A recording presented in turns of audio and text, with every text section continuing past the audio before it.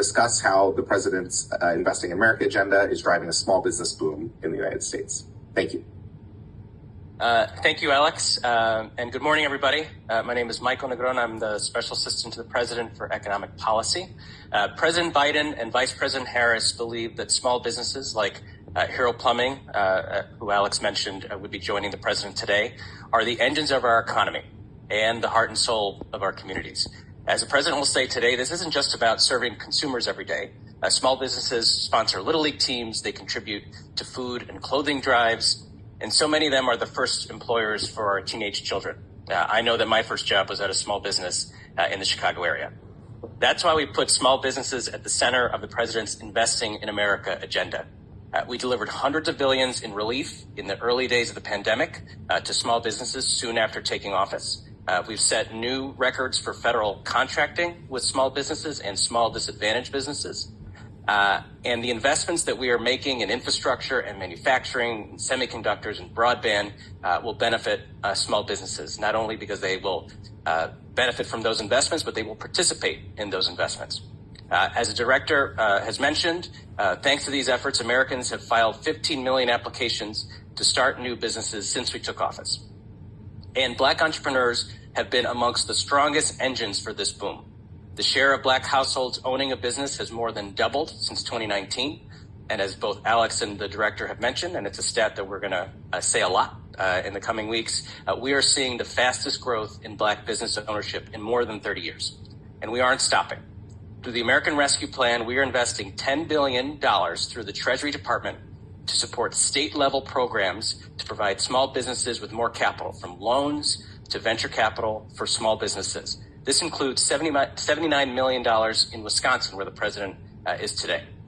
And each of those Treasury dollars is required to bring in 10 more in private and local capital, which helps ensure that this investment will bring in tens of billions of dollars in support to small business over the next decade.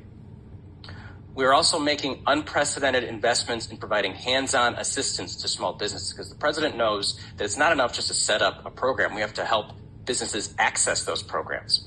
So whether it's through the $125 million through the Minority Business Development Agency, which will support incubators and accelerators that directly help minority-owned businesses, or through the more than $200 million through the Treasury Department that's supporting state-level programs for technical assistance. And then just last week, we hosted at the White House the SBA Community Navigator Organizations, another American Rescue Plan program, who provided training and counseling to more than 350,000 small businesses over the 2 years of the program, and roughly 43% of those businesses were Black-owned. The Small Business Administration has focused on expanding its lending to minority-owned businesses and increasing capital options. The SBA made $50 billion in loans this past year, and that includes a doubling of the number and the value of loans to Black-owned businesses since 2020. And the President has committed to increasing the share of federal contract dollars that go to small disadvantaged businesses by 50% by 2025 compared to what it was when we took office. So that's from 10% when we came into office to 15% by 2025, and we're on track. Last year, we spent $70 billion on these businesses, and we expect to go even farther in the coming years. And this is in the face of courtroom challenges. So thank you all for joining us today. Thank you for all the work that you do every day to support our small businesses, and I'm happy to turn it over to Taylor. Thank you, Michael. We can now dive into a few of the questions that you all sent. So the first question is, what do you think is driving growth among Black-owned businesses? Michael, do you want to take that one? Sure, and let me just say just how excited we are in the White House about this data, from the President and the Vice President to Director Benjamin on down to the staff to see these trends. As the Director mentioned, when Black businesses do well, they create jobs and they generate wealth in their local communities. And as a result, Black wealth is up a record 60% compared to before the pandemic, and Black unemployment has reached historic lows.